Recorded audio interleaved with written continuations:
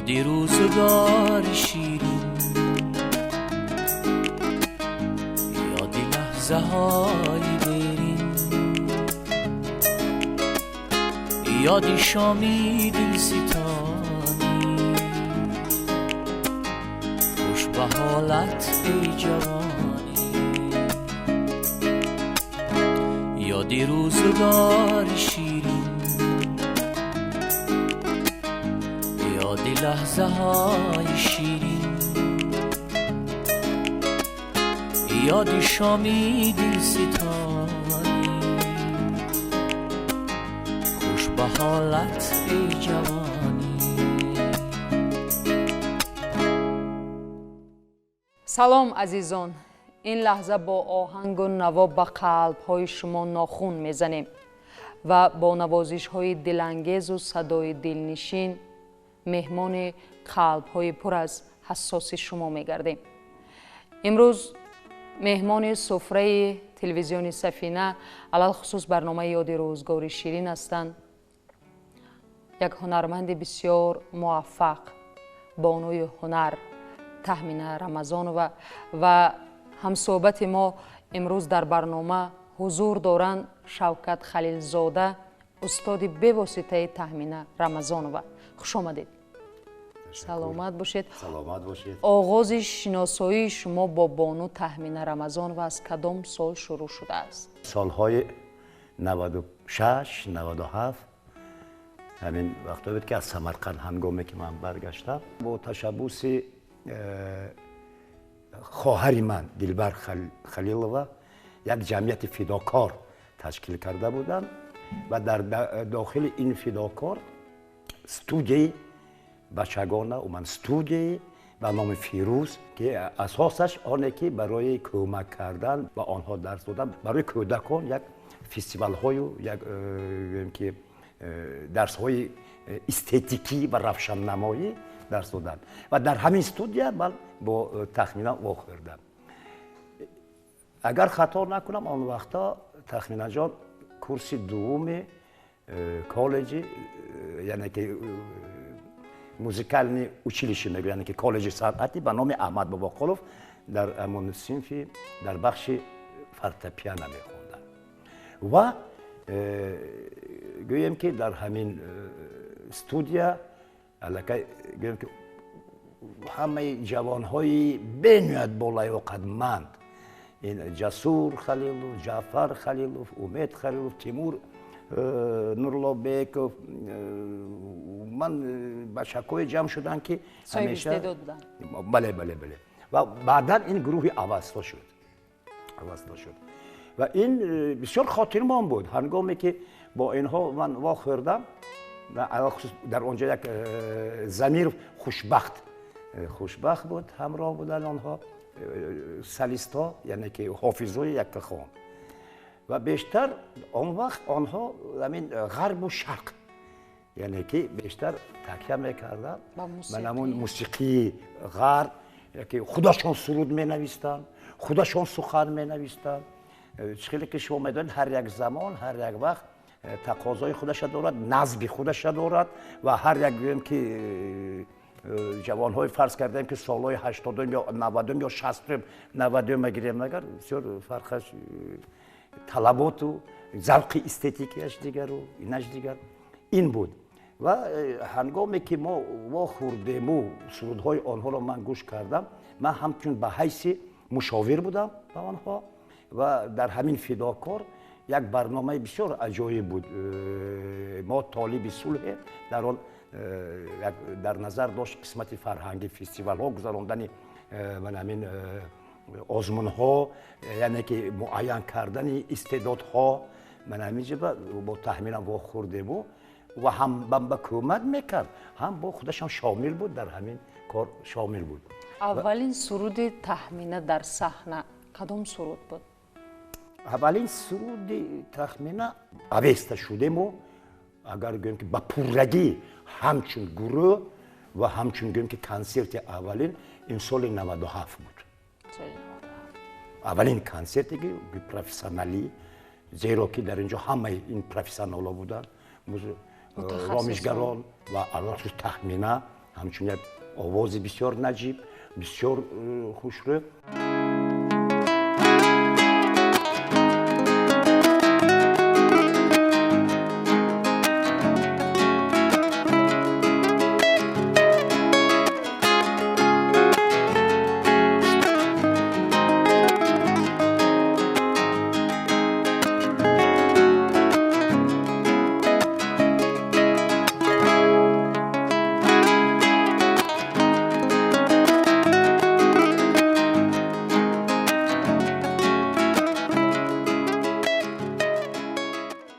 چی سبب شد، چی باعث شد که تخمینه رمضان و راه هنر را پیش گرفت؟ پیش از همه تخمینه در عائله هنرمندا تولد شده. خب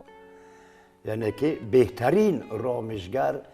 کنتراباسیست، کنتراباس است، باید که چور کنتراباس رمضان عالموف پدری تخمینه که بهترین هم گویم که رامشگر، یعنی که موسیقیچی خوب بودن، هم معلم هم بودن، بینات بسیار شاگردا و مادرشون اوتاجونова سنبوله خان، یعنی که این کس بودن یکخان وکالیست، یعنی که آوازخوانی هم اپرا هم خور اپرا بودن و بسیار شاگرد هم چیز تربیه کردن. با فکرم اونچه که با خون و با شیر می‌درآید اون با فکر من جان کدی می‌برد. از این رو خیلی که خودش که صحبت می‌کردم من دلم زده بود. حتی همین کودکیشم یاد می‌آورد که هنگامی که باغچه به می‌بردن و همه خواب می‌رفتن و این الکی از همین 2 سالگیش سرود می‌خوانده است. از 2 سالگیش سرود می‌خوانده است. بعداً با بهای خوب و الله هم این مکتب 5 موسیقیه که بیوسته در همون بخش فورتپیانو و بعداً این کالج صنعتی احمد وقف بخش فورتپیانو در همون لحظه و الکی گویم که اعضای خوری همون کالج بوده و همچون یک کخون میخوانده است در همون خور. این از گفتی خودش و بعدا نمیخواست است که من صنعتکار شد، چرا که من هنرمند شدن این همیشه زحمت طلب میکند. شب و روز باید کار کنی، شب و روز مهارت خودت سایقلتی، شب و روز باید در نسبت آواز خودت احتیاط کنی و شب باید که بخوانی، باید علل خصوص که پیش بروی و یک فکر و معنای اون مخلصان تو را دوست دارن و مخلصان تو باشن و سرودهایی که خوانی که امروز همدرد باشد، یعنی که شنم باشد با مخلصی هم معنا داشته باشد، یعنی با قلب ها رو بیاورد. بله این بود که تخمینه خیلی زحمت کشیده. سرود موفق ترین تخمینه رمضان و که با قلب ها راه یافت کدام سرود بود؟ این خیلی که با من همه سروداش معقول. خب و من همه سروداش معقول. اگر که گیریم اینجا یعنی همون سروده که میانی مردم، میانی هواداران، یعنی میانی مخلصان تخمینه رو خود اگر ریپورتری خودی تخمینه گیریم بنهایت گوناگون ژانر هست. بنهایت گوناگون ژانر هست. هم ببینیم که سرودهایی که او میخواند مخصوص فرض کردیم برای جوانان، یا که هست سرودهایی که هم برای جوانان هم برای کلانسالها، با مثل سرود لیلی و مجنون، رفتی نگفتی، یا که رفتی نگفتی، ریپورترش خیلی بای و رنگی. به من با بیشتر معقول است آنه که یک وریاسی که اینا کردگی یکی از اون چیزا که فلک، چون که اگر گیریم اگر که نسبت همین خود ژانر استرادا از یک جهت گویا که خیلی آسان است، از دیگر جهت بنیاد مشکل است. بله.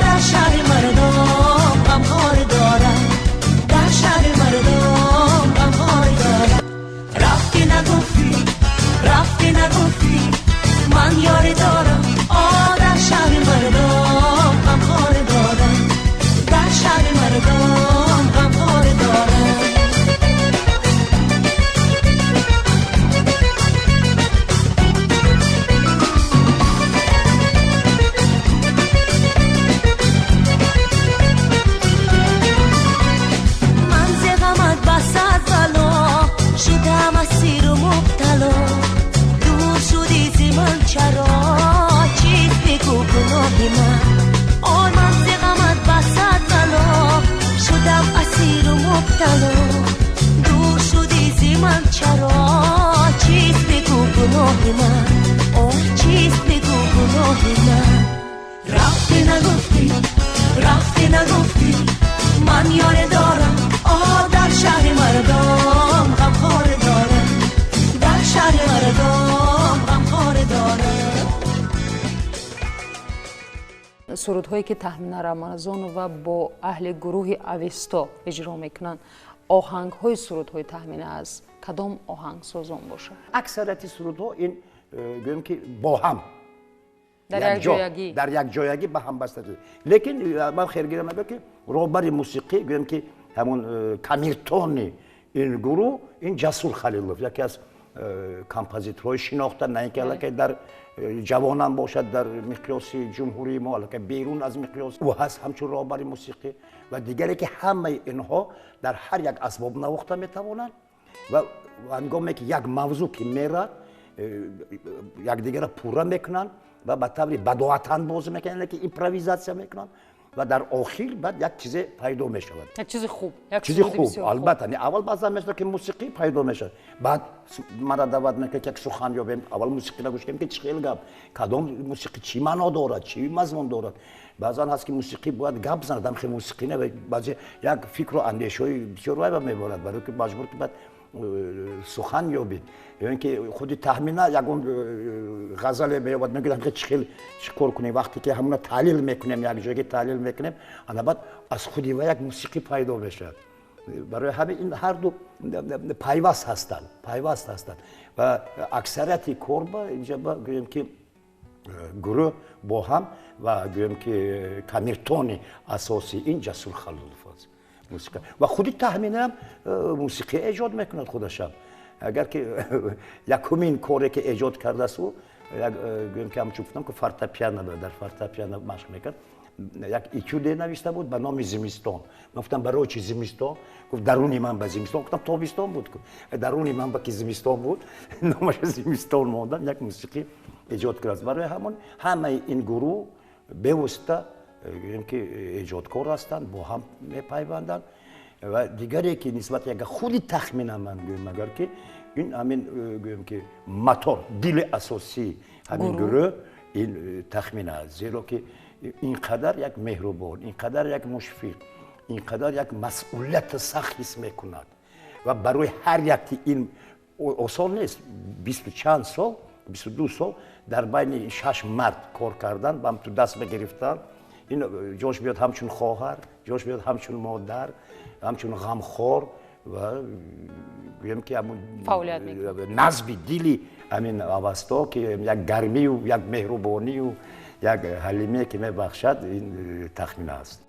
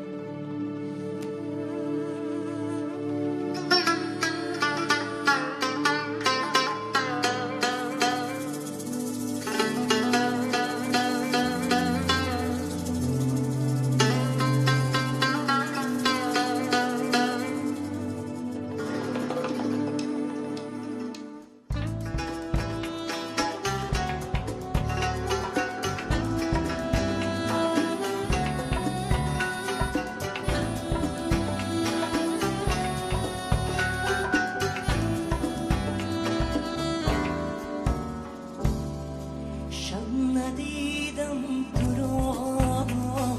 ستاره ای من شعله ور در هوا ستاره ای من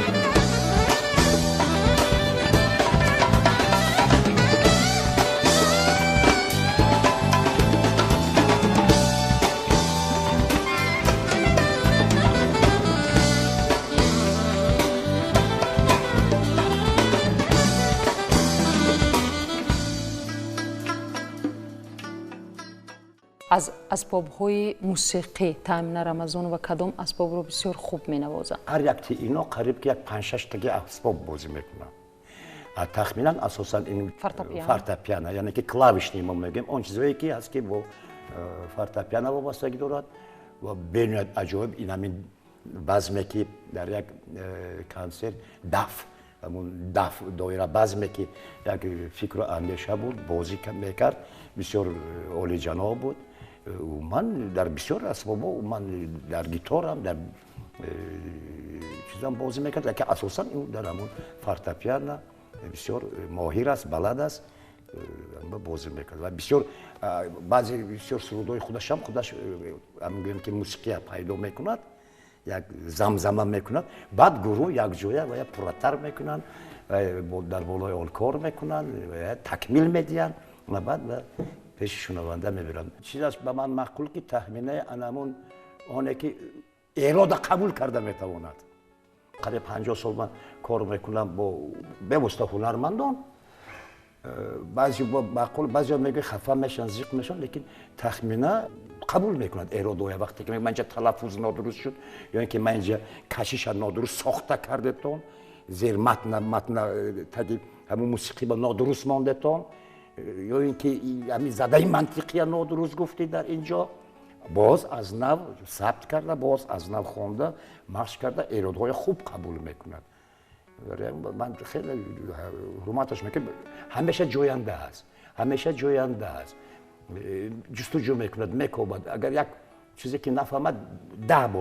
بار میپرسد که این چی خیلی این چی معنی دارد یا سینونیمش چی است این در این کلمه چی مضمون است من که من بینید که امروز هر یک سرودی که او میخواند چگونه تلفظ است و چگونه برو فهمو و هر یک سخن برده رساندن به یا اینکه هر یک سرود اونه که ما کار میکنیم بالا هر یک سرود این هر یک سرود یک دنیا است یک فلسفه خود دارد. اون متن سرودهایی که تحمیل رمضان و با اهل گروه اویستا آماده میکنن و پیشنهاد تماشابین یا هوادار خود میکنن، بیشتر به قلم کی داخل دارن؟ بیشتر اینها با شاعرانی کسب شاعران معاصر و کلاسیک. بزرگی اینها هم چی بس که من شرط نداشتم میگم چیزا. بیشتر اینها من همین با شاعران پروفسیونال یعنی که کسبی اهمیت میدن و چیزایی که از نظام قاسم، محمد غایب و از لایق و از کلاسیکان خودم اونها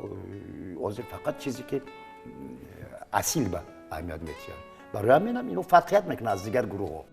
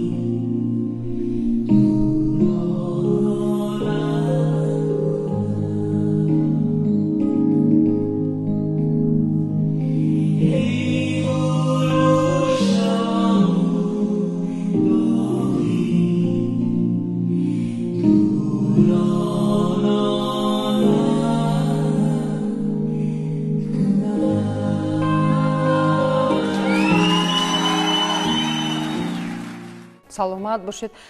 تحمین رمضان و در زندگی چگونه بانوان؟ بسیار زنی که بسیار حلیم و مهربان، مادر است، مادری که 4 فرزند دارد، 4 فرزند است، به نوعیت حلیم، به نوعیت مهربان. گفتن نماند رهبر بدی انسامبل اویستا، گروه اویستا جعفر خلیف شوهری تخمین است، یعنی که جیان من تخمین جور کلین ما میشود. به نهایت حلیم و مهربان است نسبت به فرزندا و نسبت به برادرای من چی در خانه به خشت تبارها او کدبانوی ماهر است، به نهایت ماهر کدبانو که کدام خوراک کدام چیزی که نمیپزد با خورده سری نمیکرد الخصم هم توش من به مقول. بعد اینجا به یک چیزی گویم که همچون مادر و فرزندای کودکان ببیند خوب نقض میبیند. اینم نگفتن نماند که این ببینید که اگر که ما همون سالای 97 98 ما طالبی صلح بیوشت یک برنامه دورنما بود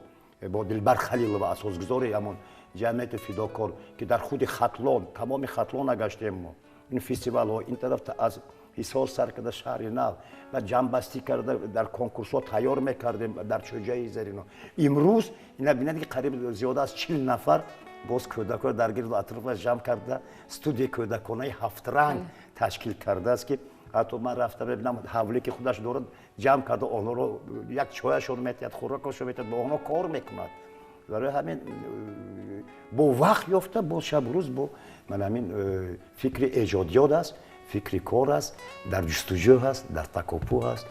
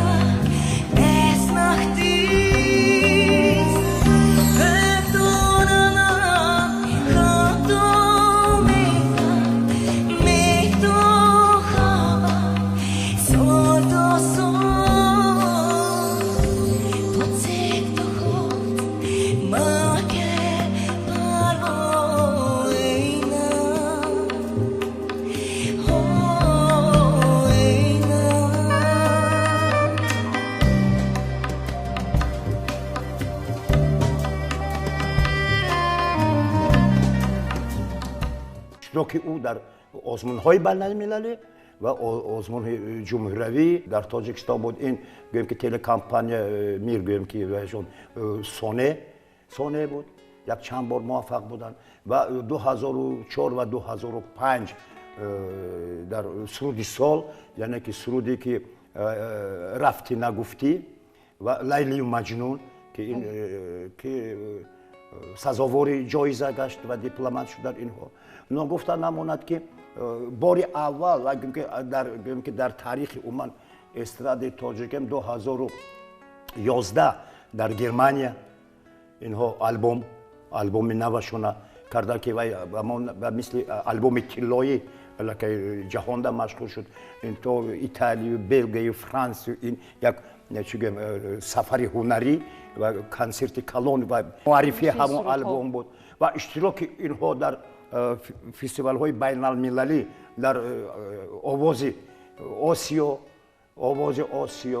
ва он чизе ки гӯем ки фестивали инҳо дар Қазоқистону, Қирғизистону ва умуман дар Москав ман мисол рафта омадан метро Душанбе дар он ҷо баромад кардан ки ва яке аз пешравии муваффақияти гурӯҳи Авесто ин ки Таҳмина Рамазонова дар он ҷо овозхонӣ кард ва ҳамчун гӯем ки солисткаи ҳофизи ҳамин гурӯҳ буд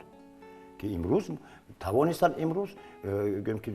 дар симои гурӯҳи Авесто ва Таҳмина Рамазонова имрӯз инҳо муаррифӣ карданд он эстрадаи тоҷикро дар тамоми дунё ки ҳами ин гурӯҳ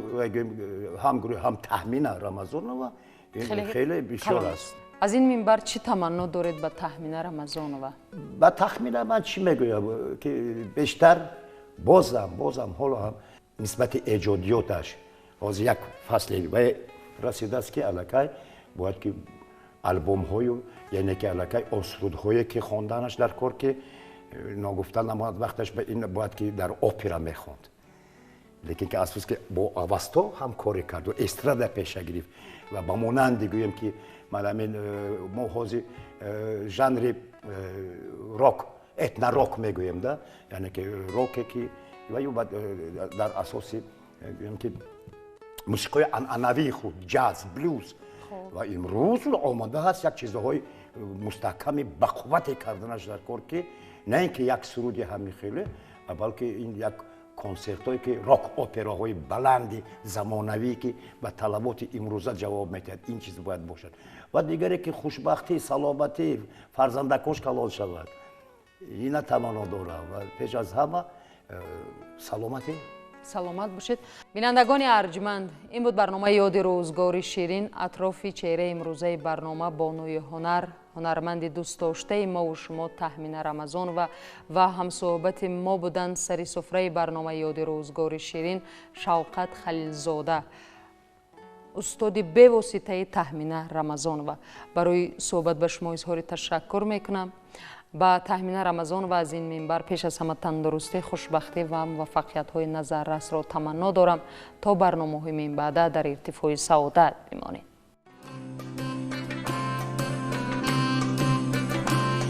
ای گرد یاران مهربیانه آخر منی گل میشویانه ای گرد یاران مهربیانه آخر منی گل میشویانه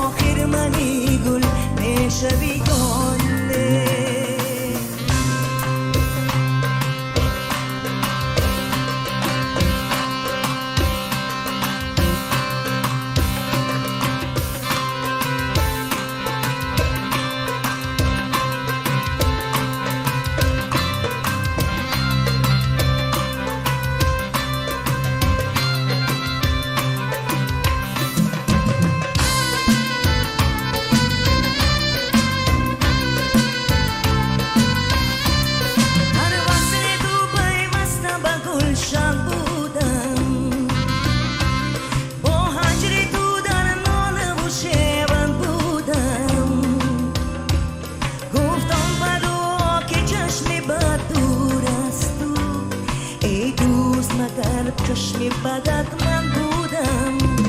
گفتم مدو که چشم بد دور است ای دوست مگر چشم بدت من بودم ای گرد یاران یا خرمنی گل میشویانه ای گرد یاران گل میشویانه ای گرد یاران میرویانه آخر منی گل میشویانه ای گرد یاران میرویانه آخر منی گل میشویانه آخر منی گل میشویانه آخر منی گل میشویانه